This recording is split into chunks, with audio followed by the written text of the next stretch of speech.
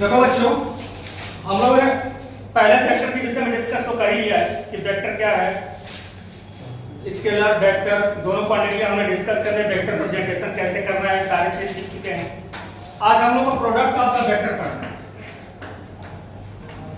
Product of vector, product of the vectors में बेटा क्या है, दो तरीके से हम लोग वेक्टर का प्रोडक्ट पढ़ते हैं। पहला क्या होता है, स्केलर प्रोडक्ट।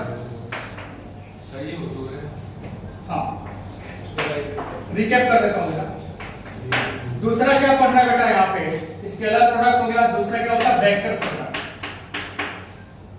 वेक्टर प्रोडक्ट, हाँ स्केलर प्रोडक्ट हो गया, वेक्टर प्रोडक्ट नहीं होता। स्केलर प्रोडक्ट, दूसरा क्या होता है बच्चों vector product. Scalar product co dot product भी बोलते हैं, डॉट प्रोडक्ट,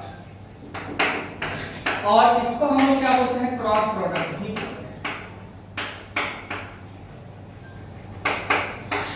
क्रॉस प्रोडक्ट यानी वेक्टर प्रोडक्ट या cross product, CROSS, cross product.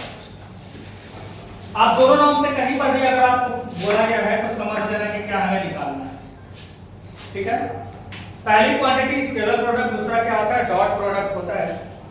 Scalar product हमने क्या बताया था भाई कि कोई भी दो वेक्टर है, ठीक है ना, वेक्टर A और यहाँ पे कोई वेक्टर क्या है B है, इनके बीच में एंगल अगर थीटा है, एंटी क्लॉकवाइज डायरेक्शन हो या क्लॉकवाइज डायरेक्शन हो, कोई फर्क नहीं पड़ता। मैं भी बताता हूँ तुम लोगों को क्या फर्क पड़ता है नहीं पड़ता। तो A डॉट B की जो वैल्यूज हमने बताया, फॉर्मूला डिराइव करना, जो vector A dot vector B is equals to होता है बच्चों magnitude of the vector A magnitude of the vector B of the cos theta. क्या होता है बच्चों cos थीटा, ये magnitude of the vector B है, ठीक है ना।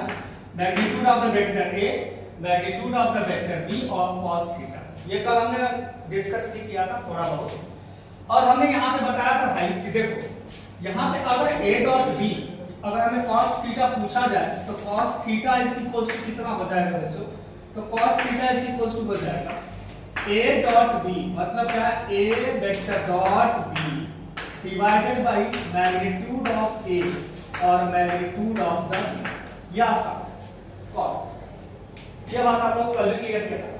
क्रॉस प्रोडक्ट अलग चीज है, वेक्टर प्रोडक्ट अलग चीज है।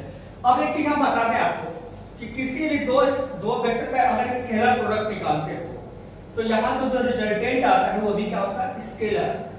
तो किसका भी वैल्यू क्या होगी स्केलर आएगा, ये भी क्या होगा स्केलर आएगा, cos थीटा के वैल्यू भी स्केलर आएगा, तो रिजल्टेंट क्या हो जाएगा स्केलर ही आ जाता है।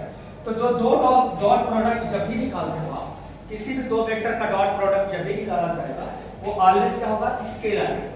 और वैसे इसका उल्टा अगर हम वहां से जाकर पढ़ेंगे वेक्टर प्रोडक्ट, तो कभी भी किसी भी दो वेक्टर का क्रॉस प्रोडक्ट ऑलवेज ये डायरेक्शन को शो करता है, वो जब हम आगे पढ़ेंगे तो क्रॉस प्रोडक्ट ऑलवेज वेक्टर रहता है। यानी कि वेक्टर प्रोडक्ट जब भी निकालेंगे तो हम क्या होगा वेक्टर मिलेगा, और जब भी हम स्केलर प्रोडक्ट निकालेंगे बेटा तो हमें क्या मिलेगा स्केलर ही मिलेगा। हम यहाँ पे थोड़ा बहुत डिस्कस कर चुके थे, आप लोगों को याद होगा। तो हम यहाँ पे एक चीज और डिस्कस करने जा रहे हैं कि भाई अगर A क्रॉस B निकाला जाए और B क्रॉस A निकाला जाए तो क्या रिजल्टेंट फर्क पड़ेगा या नहीं। तो जरा सा देखना बच्चों, यहाँ पे हमारा क्या है ये क्लॉक, ये पहले हमने कैसे लिया है एंटी क्लॉक, अब क्या लिया हम लोगों ने क्लॉक। अगर ये थीटा है और ये क्या है वेक्टर A है और ये वेक्टर B है, तो अगर हम B क्रॉस A निकालें, अगर vector sorry dot B dot A निकालें तो अभी हम क्या लिखेंगे magnitude of A magnitude of the B cos। और बेटा सी जब हम क्लॉकवाइज चलते हैं तो थीटा हमेशा क्या होती है नेगेटिव लिया, क्या लिया जाता है नेगेटिव। तो नेगेटिव लेंगे तो माइनस थीटा आएगा, और ऐसी बात जानते हो ना क्लॉक में थीटा नेगेटिव चलता है और एंटी क्लॉक में थीटा क्या होता है पॉजिटिव। लेकिन cos माइनस थीटा ऑलवेज क्या होता है cos थीटा होता है, सभी को पता है, ये पॉजिटिव लेता है। और इसमें क्या है तो मिला क्या बच्चों B डॉट A इसी क्वेश्चन क्या हो जाएगा मैग्नीट्यूड ऑफ द A और magnitude of the B of the कितना हो जाएगा cos थीटा। समझ आ गई। तो आपने यहां से देखो इससे पोर्शन से और इस पोर्शन से आप ज्यादा कैलकुलेट करो, आपने क्या है A डॉट B ये वाला रिजल्ट मिला, B डॉट B यही रिजल्ट मिला। तब क्या मतलब हो गया कि सर आपने ये डिस्कशन कर दिया कि A डॉट B का जो रिजल्ट होगा वो B डॉट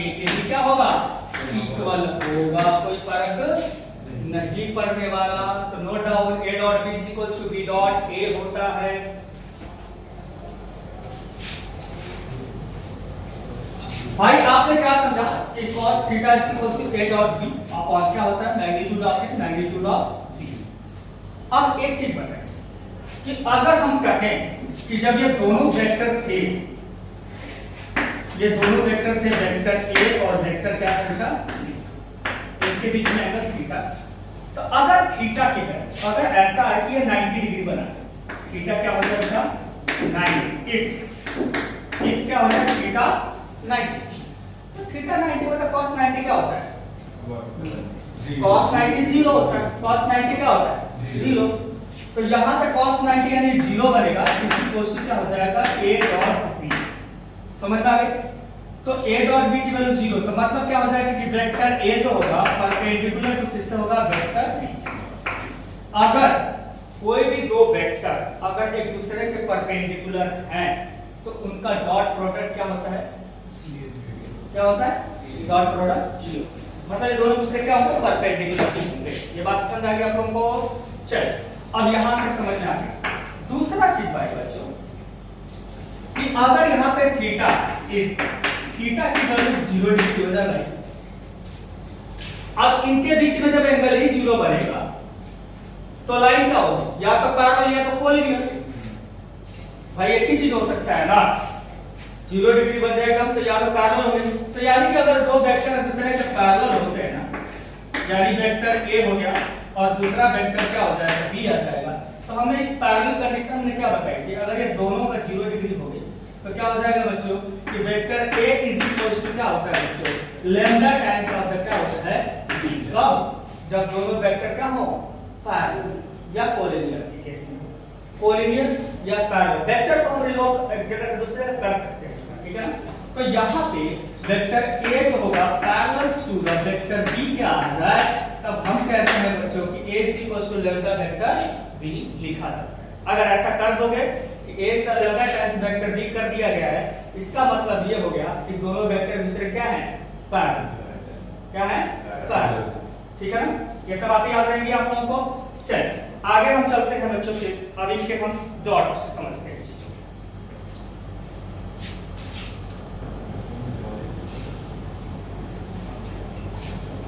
देखो बच्चों अब हमने क्या कहा कि यहां पे एक रिजल्ट समझिए कि ये x एक्सिस है, ये y एक्सिस है और क्या ये z axis, x axis y axis और ये z एक्सिस।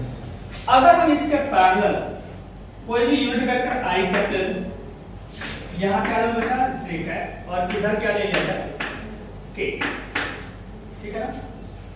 तो अगर आपसे कहूं कि i डॉट i निकाल, i डॉट i, तो अगर i निकालते हो तो क्या है मैग्नीट्यूड ऑफ i, फिर से क्या हो जाएगा मैग्नीट्यूड ऑफ i और cos कितना डिग्री, भाई जब i डॉट i ले लो तो एक ही डायरेक्शन ले लो, पैरेलल ले लो तो 0 डिग्री बनेगा, तो जब 0 डिग्री बनेगा तो cos क्या हो जाएगा 0।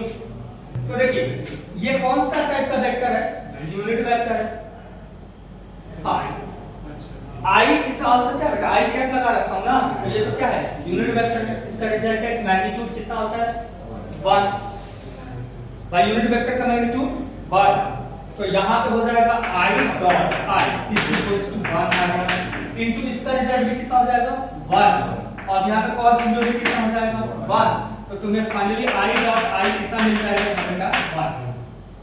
सेम j डॉट j भी निकाला जाएगा तो क्या मिलेगा 1 और k डॉट k भी जब निकाला जाएगा क्या मिल जाएगा 1। अगर सेम डायरेक्शन में अगर निकालते हो तो यहां पर जस्ट अब यहां पे समझना जरा सा, यहां उल्टा अगर i डॉट अगर j निकाला जाए तब i डॉट j, जरा i डॉट j पे कैलकुलेट करना, जरा ध्यान देना ये i है और ये क्या है j है, इनके बीच में डिग्री कितने का बनाना है 90 डिग्री बनाना है, और 90 डिग्री बना रहा है तो ऑब्वियसली बात है cos 90 क्या कर देगा 0 और cos 90 0 करेगा तो सारा कहानी क्या कर देगा 0, सारा कहानी 0, cos की वजह से सारा 0, तो i डॉट j क्या हो जाएगा बेटा मेरा 0, j डॉट k भी क्या हो जाएगा 0 और k डॉट i भी क्या हो जाएगा बच्चों मेरे k डॉट i भी क्या हो जाएगा 0। तो मतलब अगर ये दो डिफरेंट में है तो इनका रिजल्टेंट क्या होगा 0, क्या हो जाएगा 0 हो जाएगा। इतनी बातें क्लियर है आप लोगों को। अच्छा ये मिला सकता हूं अब आइए, अब हम इसको डॉट प्रोडक्ट के विषय में थोड़ा सा और डिस्कस करते हैं। अगर कोई वेक्टर सपोज करो vector a is equals to ai है a1 और b1 j कैप प्लस आपका c1 k कैप अगर ये आ गया, another vector b is equals to a2i plus b2j plus c2k। अब कहता हूं भाई कि आप क्या करिए, vector a dot vector b निकाल दीजिए, vector a dot vector b। तो करो क्या भाई, इसका इसके साथ मल्टीप्लाई करोगे तो a1 a2 i का मल्टीप्लिकेशन कितना होगा 1, डॉट प्रोडक्ट कितना होगा 1। ये सिंपल सा क्या दे देगा a1 a2। अब इसका दूसरे के साथ जैसे ही जाओगे जीरो करके, i डॉट j 0, ये भी 0, तो सारा 0। फिर अब इसके साथ जब आओगे तो यही कहानी हो जाएगा b1 b2, दूसरे के साथ जाओ 0 करेगा। तीसरा क्या जाएगा बेटा c1 c2, तो ये भी क्या हो जाएगा, दूसरे के साथ जाओ तो ये डॉट प्रोडक्ट होगा। अब यही हमने यहां समझाया था कि थीटा परपेंडिकुलर हो जाए, थीटा की वैल्यू 90 डिग्री, मतलब a vector perpendicular to b हो जाए, तब हमारे पास क्या होता है a1 a2 प्लस कितना बचा रहे b1 b2 plus c1 c2 is equal to क्या होना चाहिए कब जब परपेंडिकुलर। अगर यही कहा जाए कि वेक्टर a पैरेलल्स टू किसके हो जाए, वेक्टर b के हो जाए, तो जब ये दोनों पैरेलल होते हैं ना तो उसकी कंडीशंस होती है बच्चों a1 upon a2 is equals to b1 upon क्या होता है बच्चों b2 इज इक्वल्स टू क्या होता है c1 upon c2 for the किसके लिए वेक्टर पैरेलल के। या अनदर फॉर्म में मैंने बताया कि vector a is equals to lambda times क्या लिख दो वेक्टर b बना लो, या तो ये कह लो या तो ये, दोनों में से कोई एक ही चीज हमारे पास कर सकते हैं। या तो दोनों के रेशियोस लेके देख लो कि क्या प्रोपोर्शन में सेम दे रहा है या नहीं दे रहा है। तो पैरेलल के इनका अगर डॉट प्रोडक्ट 0 हो गया मतलब क्या 90 हो गया, या अगर a is equal to lambda times b हो गया तो भी क्या होगा पैरेलल के हो गया। कब जब ये वेक्टर्स पैरेलल होंगे तब। ये बातें क्लियर हुई आप लोगों को। चल ये मिटा दूं, मिटा सकता हूं कि नहीं, चल। अब हमारे पास अगला हमने क्वेश्चन बताया था बच्चों, एक चीज यहां पे कंक्लूजन ऐसा निकलता है जैसे मान लो कि अगर तुमसे कहा था कि a वेक्टर b अगर 0 है तो तुम a और b के विषय में क्या कह सकते हैं। सपोज करो कि तुम्हें कहा जाए कि वेक्टर a और डॉट b 0 है, बड़ा दिमाग लगाना पड़ता है।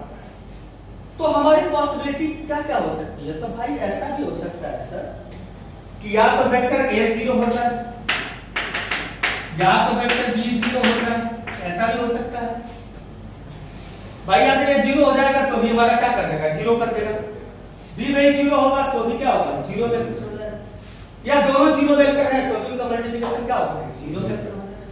या ऐसा भी तो हो सकता था कि नहीं सर, ऐसा भी हो सकता है कि वेक्टर a परपेंडिकुलर टू क्या हो जाए वेक्टर b के भी हो जाए। तो समझ आए, क्वेश्चन ऐसा पूछा जाता है कि व्हाट अबाउट से the vector a and b, question आपसे पूछ देता है कि भाई ये बताइए कि वेक्टर a डॉट b का वैल्यू 0 है, a डॉट b का है 0 है, तो what say about the vector a and vector b। तो सर ऐसा हो सकता है कि वेक्टर a की वैल्यू भी 0 हो जाए या b भी 0 हो जाए, या दोनों दूसरे क्या हो परपेंडिकुलर नॉन जीरो भी हो सकते हैं, कोई दिक्कत नहीं है। तो एक कंडीशन यहाँ पे आ जाती है बच्चों, ये आप लोगों को याद रखना है चीजों को, तो याद रखोगे, भूलोगे नहीं ना। हाँ बच्चों आगे चले। अब एक चीज और पूछा जाता है आपसे, projection of the vector,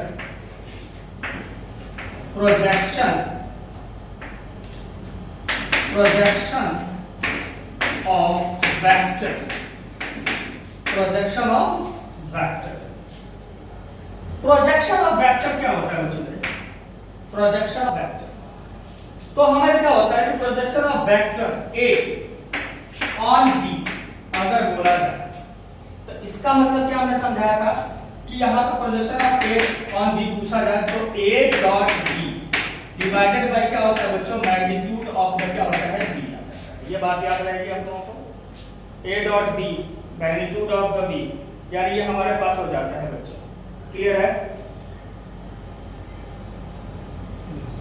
any problem किसी को? अगर ये उल्टा पूछता तो हम लोग उल्टा निकाल लेते, projection of A black B निकालना हो तो हम ये निकाल लेते। कोई दिक्कत किसी को नहीं? चल तो हम आगे की प्रॉब्लम हम एक्सरसाइज से चलेंगे भाई, इतना ही हम लोग को निकालना था डॉट प्रोडक्ट में। क्रॉस प्रोडक्ट की बात हम अलग करेंगे, हम लोग एक्सरसाइज करेंगे बेटा इसके बहुत अच्छे से। चलते हैं समझते हैं कुछ क्वेश्चन को। आजा भाई क्वेश्चन नंबर 10। सीधे हम लोग क्वेश्चन नंबर 10 पे चलते हैं, क्योंकि इससे पहले जो क्वेश्चन है वो आसानी है, निकाल सकते हो चाहो तो, कोई प्रॉब्लम नहीं है, ठीक है ना। तो आपके पास क्वेश्चन नंबर 10 क्या है, आपको लिखता हूं। क्वेश्चन नंबर 10 सीधे डायरेक्ट एक्सरसाइज 7 पॉइंट क्या है, सॉरी 10.3 में 10.3 का कह रहा है vector A is equal to, पता है vector A is equal to क्या दिया बच्चों, यहाँ पे हमके पास 2i कैप 2j कैप और 3k cap, 2i cap 2j cap plus 3k cap, ये आपको दिया, ठीक है। और वेक्टर बी भी दिया हुआ आपके पास, वेक्टर बी कितना दिया है आपके पास, minus i cap plus 2j cap plus 2j cap plus और k कैप। c की वैल्यू थी क्या दी, 3i cap plus j cap, हां 3i cap plus j cap, हां 3i cap plus j cap. और इन्होंने और क्वेश्चन आगे पूछा है कि such that a plus lambda b is a perpendicular to the c, मतलब a प्लस लैम्डा b जो होगा is a perpendicular to vector c के होगा। मतलब समझो हमने परपेंडिकुलर के मतलब क्या रखा है, कह रहा find the value of lambda, ये बोला है ना। तो देखो हमने परपेंडिकुलर केस के लिए क्या बोला था कि भाई जब कभी भी दो वेक्टर, अरे यार दो परपेंडिकुलर वेक्टर अगर आपको निकालना होगा तो यहां पे क्या रिजल्ट होगा भाई आपके पास, बताओ। तो आपका रिजल्ट हो जाएगा बच्चों यहाँ पे कि अगर वेक्टर परपेंडिकुलर c है ना यहाँ पे, तो c परपेंडिकुलर है भाई, तो इनका डॉट प्रोडक्ट क्या होना चाहिए, 0। अगर आपकी बात करूं परपेंडिकुलर, हमने क्या बोला था कि अगर ए वेक्टर a अगर परपेंडिकुलर टू वेक्टर b के है तो a डॉट b का रिजल्ट जो होगा वो क्या होना चाहिए, 0 होना चाहिए, यही होना चाहिए ना। तो ये a हो गया और ये b हो गया, इन दोनों का डॉट क्या होना चाहिए, 0। तो सबसे पहला काम करेंगे कि a प्लस लैम्डा b निकालेंगे, a प्लस लैम्डा b, तो होगा क्या चीज, a की वैल्यू लिखिए जरा सा, a की वैल्यू क्या है 2i cap 2j cap 3k cap plus lambda, lambda ये क्या होगा बच्चों, minus i plus 2j plus आपका k। अब देखो बच्चों i वाला जो होगा ना, i के साथ तो i का जो पार्ट होगा ना उसी को एक साथ रखो, बाकी तो जो पेयर बनाते चले चले आसान रहेगा सॉल्व करना।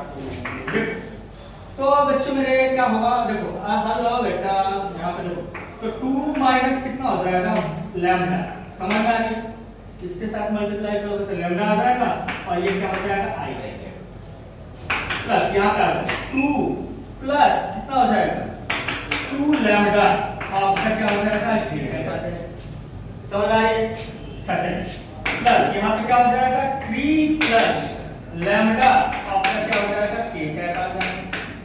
ये तुम्हारा रिजल्ट निकल गया क्या, a प्लस लैम्डा b, यानी आपका क्या निकला a plus lambda vector b जो निकला वो ये। अब कुछ कहना ही नहीं है, कह रहा है कि इसके साथ जब डॉट करोगे तो रिजल्ट क्या होना चाहिए 0, आप जान ही रहे। तो भैया 3 का इसके साथ मल्टीप्लिकेशन, 1 यहाँ पे है तो 1 के साथ इसका, और j k तो है ही नहीं ना, तो यहाँ पे 0 k ले लो, तो 0 के साथ इसका मल्टीप्लिकेशन क्या करेगा 0 करेगा ना। और ये a1 b1 c1, ये a2 b2 c2, तो c2 वाला प्रोडक्ट 0 हो जाएगा, समझ रहे हो। तो अब हम कर लेते हैं, तो यहाँ पे क्या हो जाएगा 3 मल्टीप्लाई बाई क्या 2 माइनस लैम्डा, चलो प्लस यहाँ पे क्या है 1 के साथ इसका मल्टीप्लिकेशन, तो 1 इंटू कितना हो जाएगा 2 plus 2 lambda is equal to 0। भाई तीसरे वाला का तो 0 हो जाएगा ना। अब इनको सॉल्व कर लेते हैं बेटा, क्या होगा 6 माइनस 3 लैम्डा प्लस 1 के साथ करोगे 2 प्लस कितना हो जाएगा 2 lambda is equal to 0। Solve कर लेते हैं 8 आ जाएगा और ये क्या हो जाएगा माइनस लैम्डा हो जाएगा, तो 8 इज इक्वल टू कितना हो जाएगा लैम्डा हो जाएगा।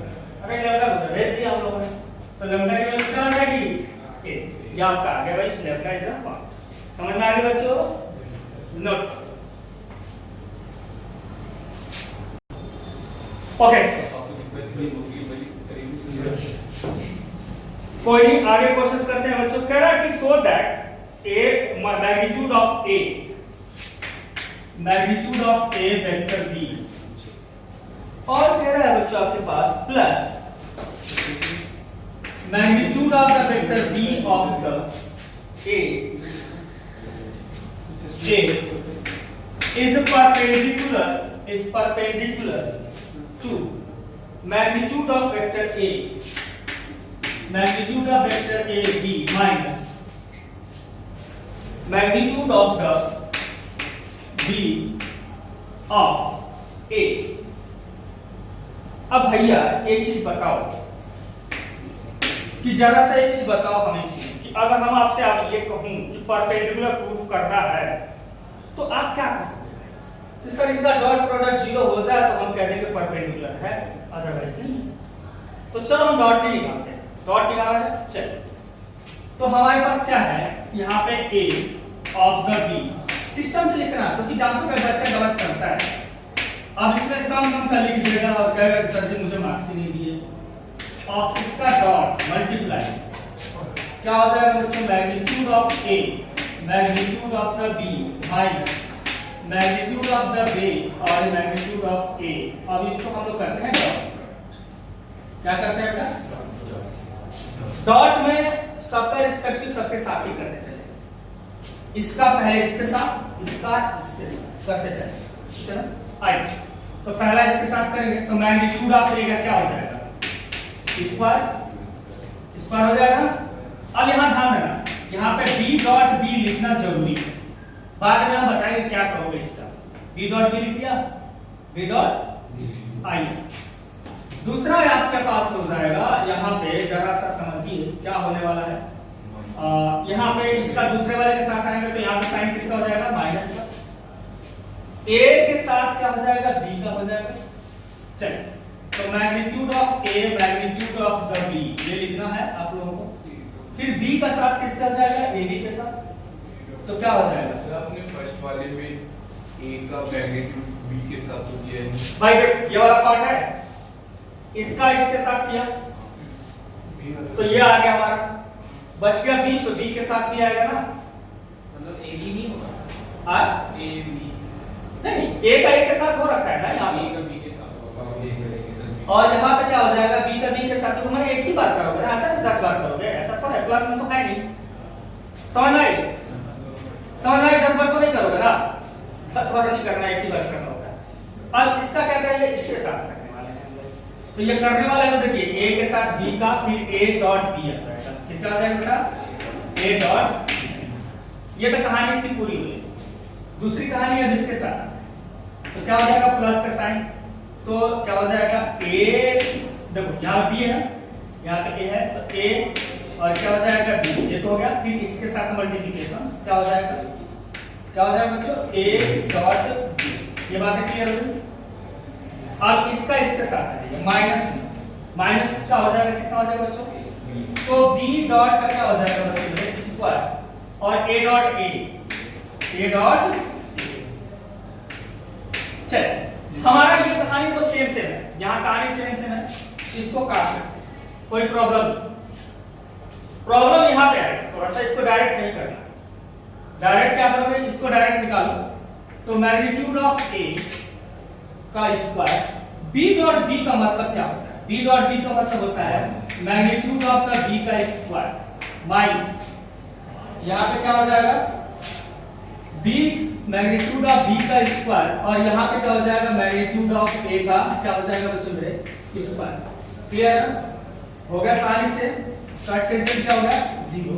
इसका मतलब कि ये दोनों दूसरे क्या होंगे परपेंडिकुलर। अब यहाँ पे चीज और समझाऊंगा, समझना मैं एक बार रुक, यहाँ पे जो B डॉट B हमने क्या बनाया मैग्नीट्यूड ऑफ B का स्क्वायर, इसको समझो होता ही यही है। अगर तुमने b डॉट b निकाला है तो ऑब्वियस सी बात है इसका मैग्नीट्यूड ऑफ द b आएगा, मैग्नीट्यूड ऑफ द b आएगा। और cos कितना बनेगा 0 डिग्री, क्योंकि सेम वेक्टर के बीच में ना सेम ही है ना, तो इनके बीच में एंगल क्या बनेगा 0। तो अब आपका क्या बन जाएगा यहाँ पे cos 0 कितना होता है 1, तो हमारे पास क्या हो जाएगा b dot b is equals to magnitude of the b का क्या हो जाएगा स्क्वायर। तो जब हम a dot b dot b a dot a आए कहीं भी आता है तो हम क्या लिख सकते हैं स्क्वायर में लिख सकते हैं। बात दिक्कत समझ में आ रही तुम लोगों को? ठीक, तो ये कहानी आप लोगों को ये आपका क्वेश्चन, ठीक है। लो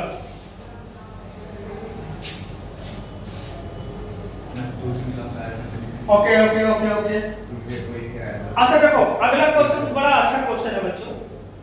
कह रहा है ना कि a डॉट a की वैल्यू 0, a डॉट a की वैल्यू क्या है 0, ठीक है।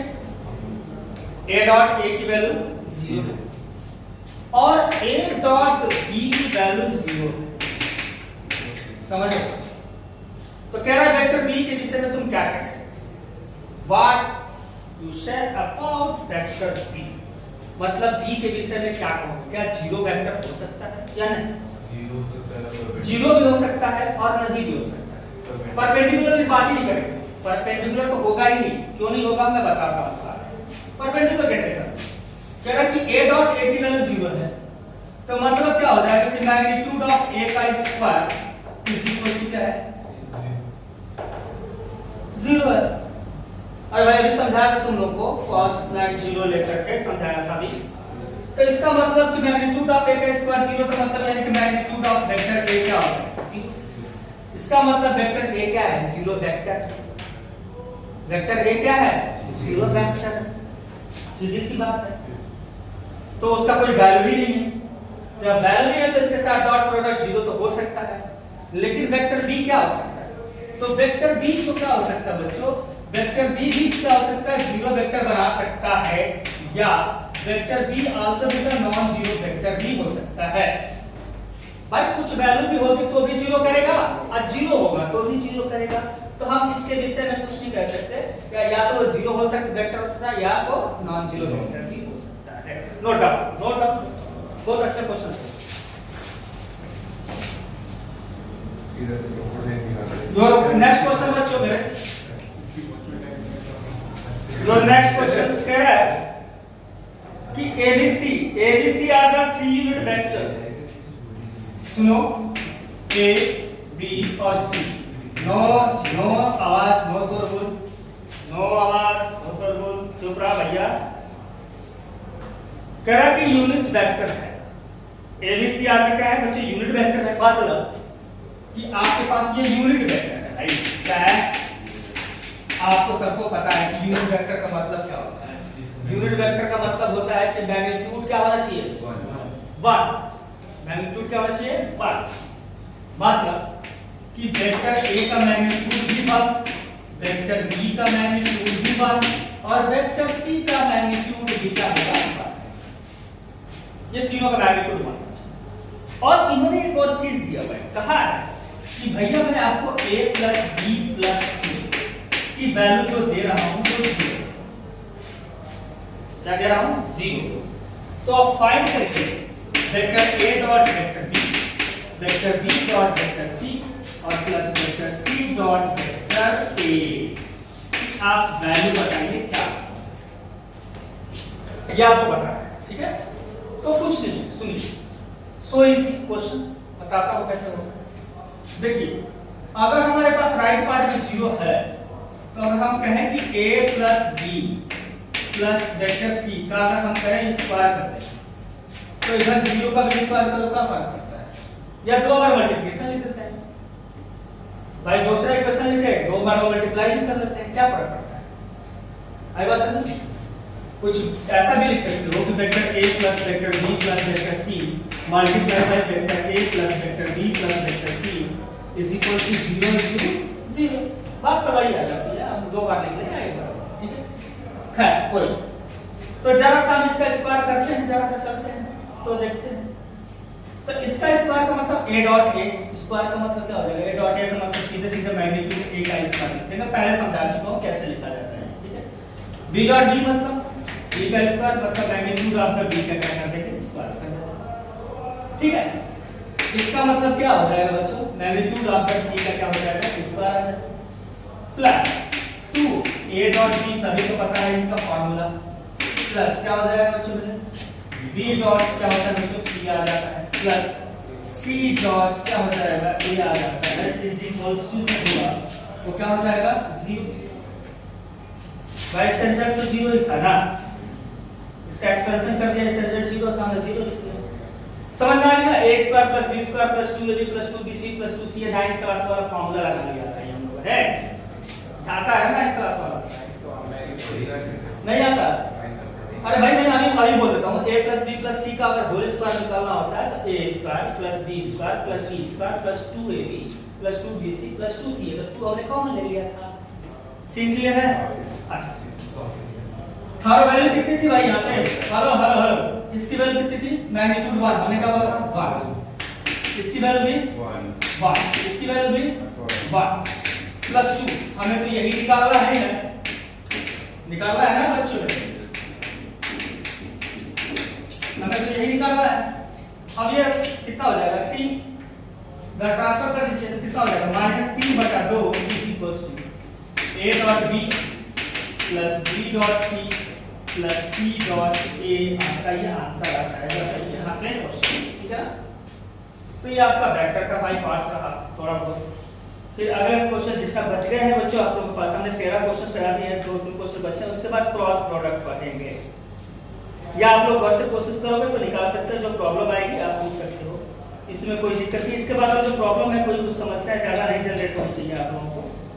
वैसे 14वां क्वेश्चन कोई पूछा either vector a is equal to 0 vector b is equal to 0 but converge to, तो ऐसा कहना है भाई। देखो अगला क्वेश्चन से ऐसे ही बोला है कि अगर कोई वेक्टर a 0 है और वेक्टर b भी 0 तो a डॉट b 0 तो होगा।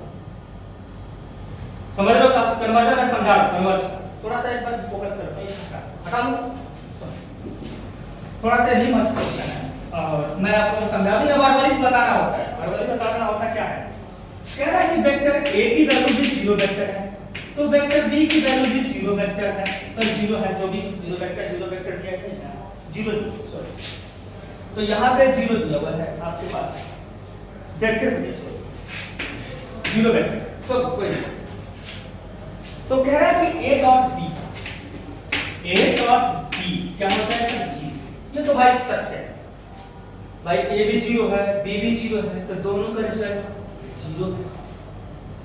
समझ में आया? तो कह रहा है कि क्या कन्वर्ज का समझ लो मतलब क्या है, कन्वर्ज तुम लोग को बहुत थोड़ा बहुत आता होगा, 9th से ही पढ़ते आ रहे हो। इफ कहना है इफ लगा दिया मतलब यदि ऐसा हो कि वेक्टर a और वेक्टर b का रिजल्ट 0 हो जाए भाई, कह रहा है कि यदि ऐसा हो जाए कि a और b की वैल्यू 0 हो जाए तो क्या दोनों 0 होना जरूरी है? वेक्टर a का भी होना 0 जरूरी है? नहीं। वेक्टर b का 0 होना जरूरी है? नहीं भाई, कोई जरूरी नहीं है। a और b 0 भी नहीं होंगे तो अगर दूसरे का परपेंडिकुलर हो जाए तो 0 होगा ना, पता है ना, कि आप लोगों को पता है इस चीजों को कि हमें कोई जरूरी नहीं है। It is a not need to क्या हो जाए बच्चों कि वेक्टर a भी अगर नॉट 0 हो जाए वेक्टर हो और वेक्टर b भी अगर नॉट इक्वल टू 0 हो तो भी क्या हो जाएगा a डॉट b का 0 रिजल्ट 0 हो सकता है यदि a वेक्टर क्या हो परपेंडिकुलर टू वेक्टर b, कभी भी हो सकता है। अगर ये नॉन जीरो वेक्टर b है तो अभी भी इनके दोनों का डॉट प्रोडक्ट क्या हो सकते हैं 0 हो सकते हैं, क्योंकि वो दोनों दूसरे के परपेंडिकुलर भी तो हो सकते हैं ना। तो कन्वर्स में भी मतलब कन्वर्स हो भी सकता है नहीं हो सकता, मतलब ऐसा नहीं है कि जरूरी हो ही, ऐसा कोई जरूरी नहीं, मतलब इट इज नॉट ट्रू। ये उसका कन्वर्स हम इसका नहीं कर सकते कि अगर a भी 0 है b भी 0 है तो a भी 0 तो हो जाएगा, लेकिन कह रहा है कि अगर a भी 0 है a डॉट b 0 है तो क्या जरूरी है कि ये हो 0? ऐसा नहीं, इसका 0 होना जरूरी नहीं है। इनका दोनों का परपेंडिकुलर भी हो जाए ना तो रिजल्ट क्या हो जाएगा 0 हो सकता है। ये क्वेश्चन बहुत इंपॉर्टेंट होता है भाई, आता भी है तुम लोगों का नोट। रीजन समझा दिया, कोई प्रॉब्लम रीजन कैसे लिखना है आप लोगों को क्लियर होना चाहिए, नोट करो। बाय।